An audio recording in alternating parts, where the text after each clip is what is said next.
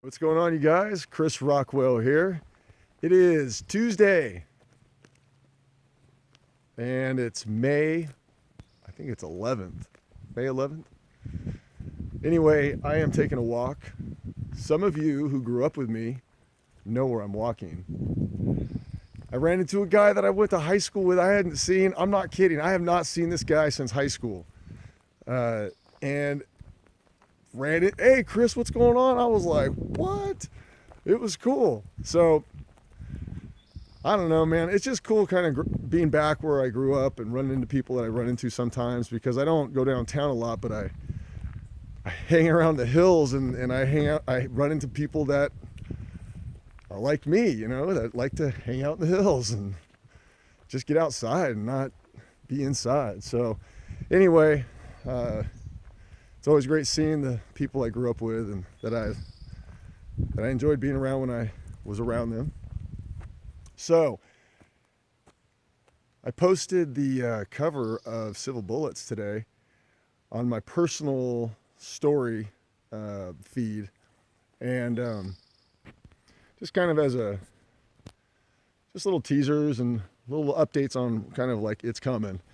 And I have a better sense of when it is coming now, so I'm going to change gears or direction, because I'm trying to find my dog.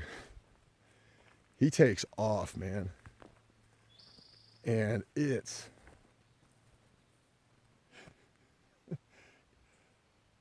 so far to find him sometimes. He's a nut. But he has fun with it. So it's no different than me, I guess. I have to get out and run away and run around, and people have to call me back and get me focused back on my task and stuff like that. So I guess it's no different than Bradley. Anyway, I'm getting out today too, also, like he is, and I'm taking a walk, and very excited about the book, Civil Bullets, and I posted the design for the cover of the book. I did that a few years back. Has a lot of meaning to me and in relationship to a lot of the stuff that I cover, and just kind of my lived experience, which is the main point of the book. Words are nice, but words are basically very shallow to me and very hollow, and basically a scam if they're not backed up with lived experience and proof. Like, ever since I was a little kid, an adult, a teacher could say anything to me.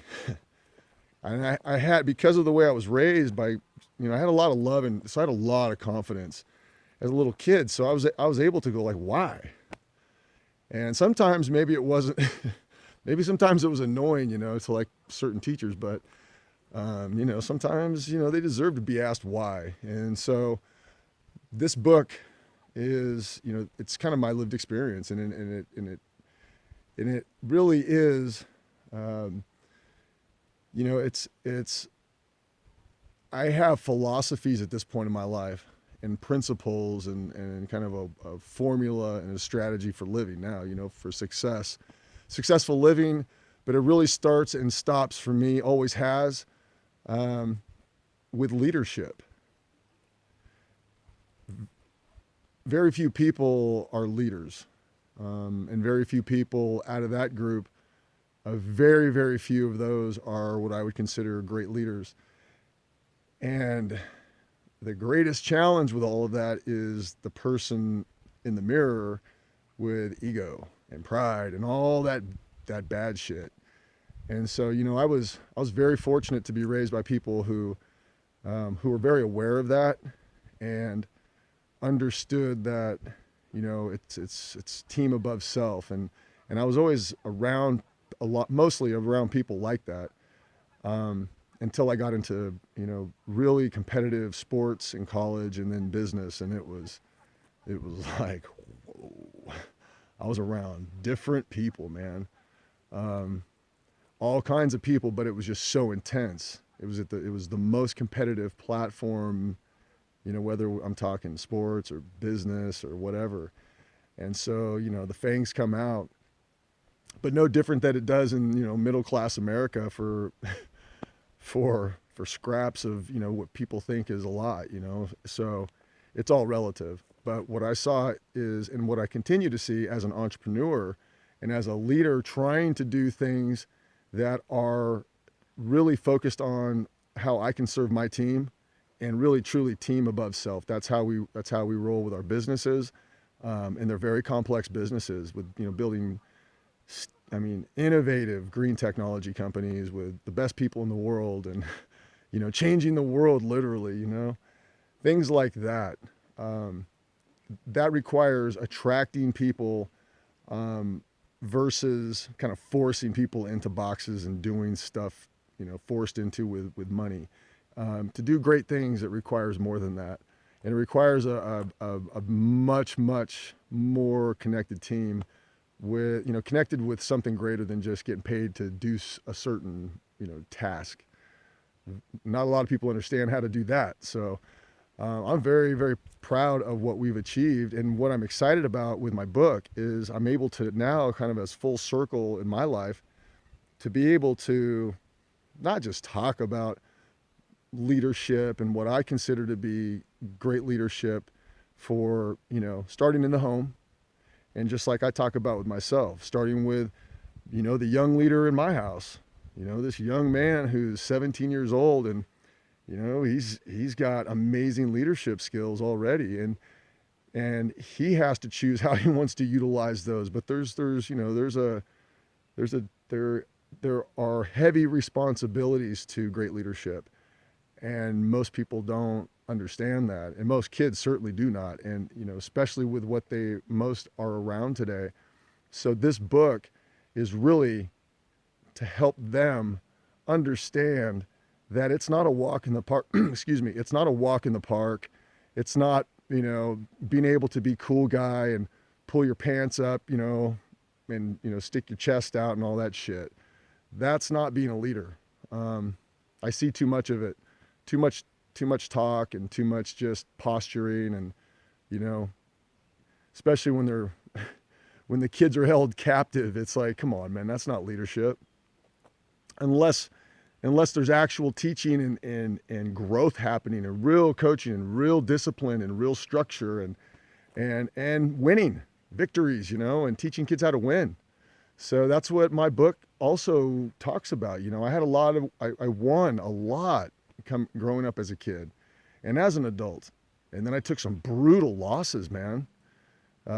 Mostly self-inflicted, some outside market stuff, definitely, but I made it a lot harder on myself and the ones around me. So this is definitely to help the future leaders of America and the world, and these young kids that I come across starting in my house and in my hometown, and like I've always done, whether it was with King Deuce Records or in just kind of my walk in life, when I was a substitute teacher and a coach and all these other things, but just always trying to, help the kids out and let them know, hey man, try not to do what I did when I messed up and I screwed up and I lost this or I did this wrong, Try to focus on doing this more and focus on your own passions and your truth and do things the right way. So anyway, it sounds simple, but it's so easy to get caught up in today's the currents of mainstream, and I see it with the kids all day long and the adults trying to hand the knowledge off to the kids, and it's just a disaster. So my book's very timely. Absolutely. I don't have to get into politics. I don't have to get into all that stuff. I don't have to get into deep dives into the economy because my lived experience talks about all that stuff with kind of a parallel journey that's just more real life experience, and everybody has the ability to kind of just see it for what it is, make their own judgment based on their own lived experience. It's their lens. Everybody's got a different lens. So I'm not telling you to see it my way. If you did, we would be a weird world. Can you imagine? That'd be a little too manic, I think. Too many manic people around. Anyway, folks, what a journey. And now I'm just out to continue to do what I write about in the book, which is to share my message, share my lived experiences and my successes and and the lessons from those hard lessons, and to keep doing what I've always been doing, and just keep growing at it. So you guys have a great day, and dream big, work hard, have fun, love the ones next to you, and you know, coach by your lived example. That's all there is. All right, take care. See ya.